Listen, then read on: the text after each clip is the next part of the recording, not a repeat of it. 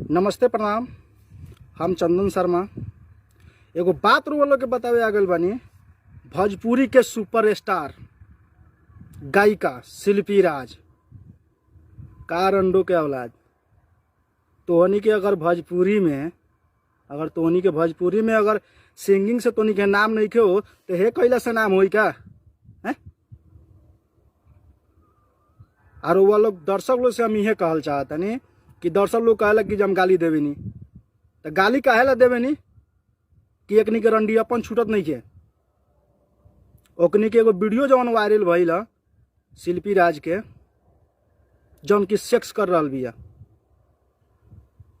हम तो कहे के ना चाहत रहनी लेकिन मजबूरन कहे के पड़ता, आवाज उठावे के पड़ता हमनी के कि भोजपुरी इंडस्ट्रीज में ये सब हो रहल बा, बहुत गलत हो रहल बा।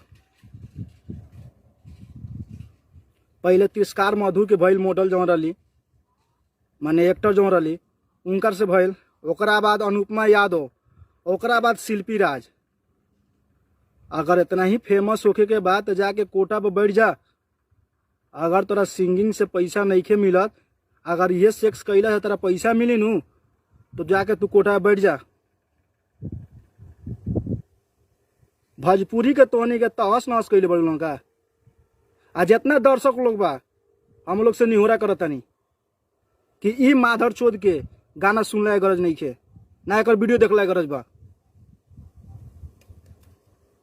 भोजपुरी सिंगर शिल्पी राज के अगर गाना सुने में लगन तो एक मनोबल और बढ़ी। जब स्टार बन जाता से, जब एकनी कुछ गाना हो जाता गा लेता से, सिंगर स्टार बन जाता से, तो एकनी के एक ही चीज हो जाता कि सेक्स से और पॉपुलर हो जाए। अरे सेक्स करे के बाद तो अपन छुपा के ना कर, सब कोई करेला ये चीज, सब कोई करेला, एक आदमी ना करे। लेकिन पर्दा के पीछे कोनो चीज बनावल नु बा कि पर्दा के भीतर में रह के कौन चीज कल जाला आ पर्दा के बाहर कौन चीज कल जाला। ऐसा में भोजपुरी के तोहनी के नाम साफा डुबा दिले बड़ा सा, भोजपुरी के नाम डुबा दिले बड़ा सा। हम ना आती लाइव देवे गाड़ी, ना आती कहे रो लोग से।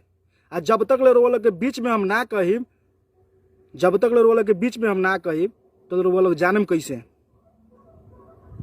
अब वीडियो हमारा लगे आइल बा तब हम ये वीडियो बनैनी है कि रो लोग के बता देवल जरूरी बा। वीडियो हमारा लगे आइल बा तब हम वीडियो बनैनी है, ना तो हम ना बनैती वीडियो। हमारा सुख सोबत कोनो गाड़ी देवे के वजह नहीं है। लेकिन सबसे पहले बता देते कि जो लोग ऐसा ऐसा कलाकार के लोग बढ़ावा देम तो बहुत गलती हो रहा बा भोजपुरी इंडस्ट्री में, हमनी के समाज पर। शिल्पी राज के जौन सेक्सी वीडियो, जौन सेक्स करते समय में वीडियो आइल बा हम लगे वीडियो।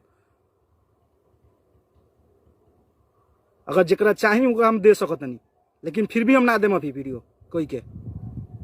हम लगे वीडियो बा फिर भी ना देम। भोजपुरी इंडस्ट्रीज के जौन बानू कचरा मत बनावो लोग भाई, कचरा मत बनावो लोग। अगर रंडी खाना खोलही के बाद तो चल जा कोठा पर बैठ जा लोगन।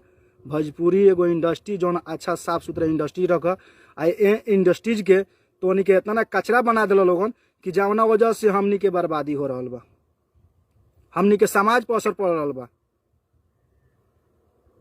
हमनी के लोग गंदा नजर से देखेला, बिहार के लोग गंदा नजर से देखेला।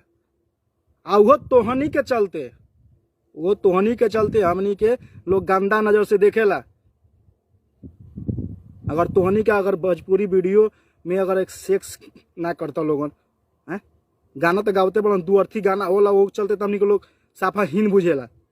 भोजपुरी इंडस्ट्रीज में भोजपुरी के लोग साफ बुझेला हीन।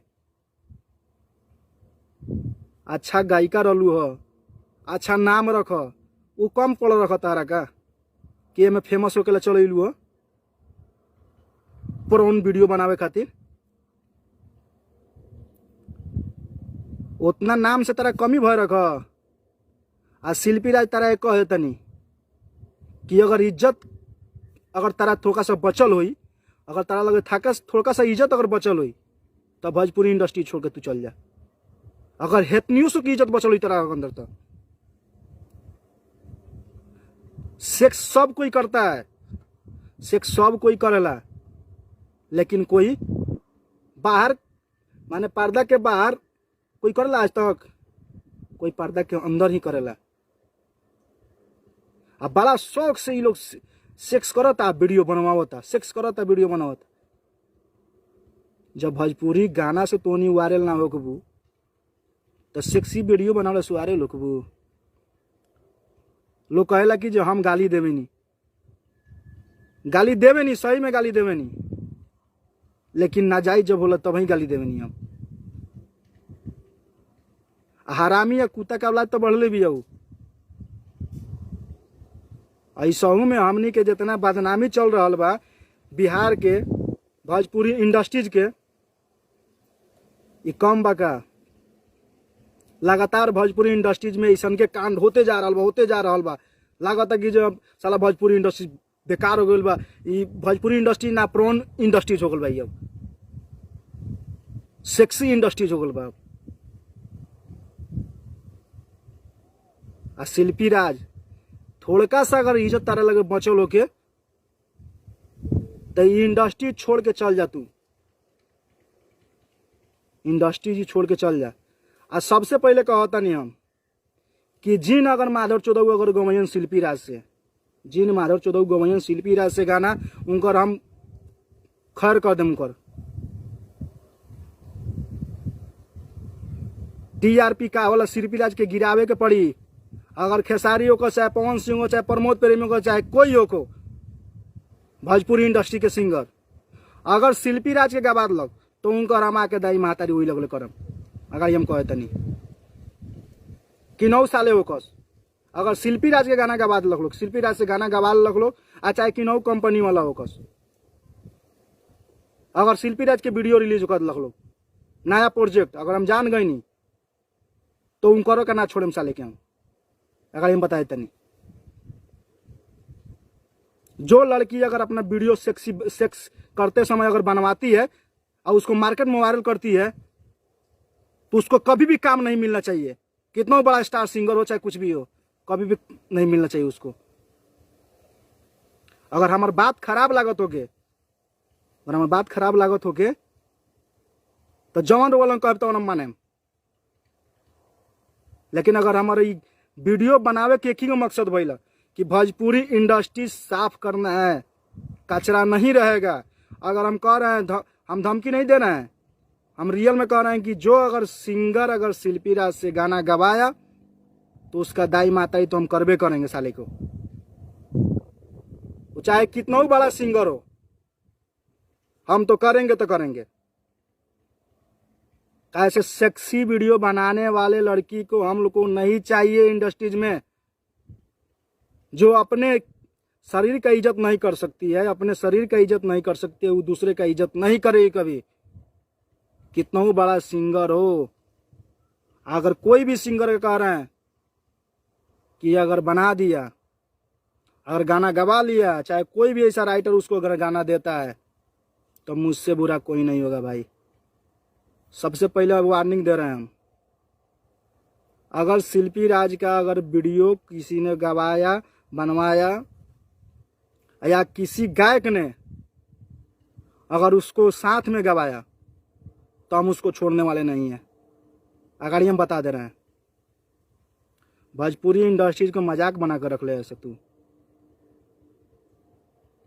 जो आता है सो करवा के चला जाता है, जो आता है अपना वीडियो सेक्सी वीडियो बनवाएगा जाएगा। रंडी खाना खुला है क्या भोजपुरी इंडस्ट्रीज में? रंडी खाना नहीं खुला है, रंडी खाना नहीं खुला है। आज इसको रंडी खाना करना है, रंडी बनना है, साला अपना खुद का कोठा पर जाओ, कोठा खोलो माधर चोद। हम खुला चैलेंज देते हैं, जब कोठे पर जाके साला रहे, हम छोड़ने वाले नहीं है साले किसी को। अगर हम कह रहे हैं, अगर भोजपुरी इंडस्ट्रीज में अगर गंदा वीडियो बनाया, सेक्स का वीडियो बनाया और वायरल हुआ, उसको छोड़ने वाले नहीं है। अगर उसको कोई काम दिए तो उसको भी छोड़ने वाले नहीं है। हम पहले बता दे रहे हैं, उसको भी नहीं छोड़ेंगे, भले कोई हो, खेसारी हो, पवन सिंह हो, दीपक दिलदार हो, चाहे कोई भी हो, प्रमोद प्रेमी हो, कल्लू हो, चाहे अंकुश राजा है, कोई भी हो।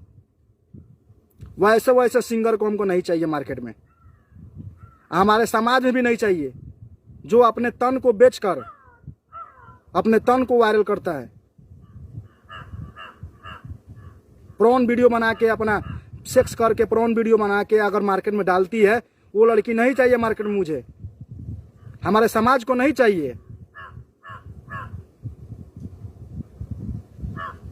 अगर हमारी वीडियो अगर अच्छी लगे तो सबसे पहले इतना ज़्यादा शेयर कीजिए, सबसे ज़्यादा इतना ज़्यादा शेयर कीजिए इस वीडियो को कि सारे लोग देखें कि भोजपुरी इंडस्ट्रीज में हो क्या रहा है। हमारे वीडियो को सबसे ज़्यादा शेयर किया जाए। अगर हम गलत करते हैं तो हम पे कार्रवाई किया जाए, उससे कोई दिक्कत नहीं हमको, हम नहीं डरते हैं किसी से। लेकिन अगर हम सही हैं तो वीडियो को शेयर कीजिए, सबसे ज़्यादा शेयर कीजिए।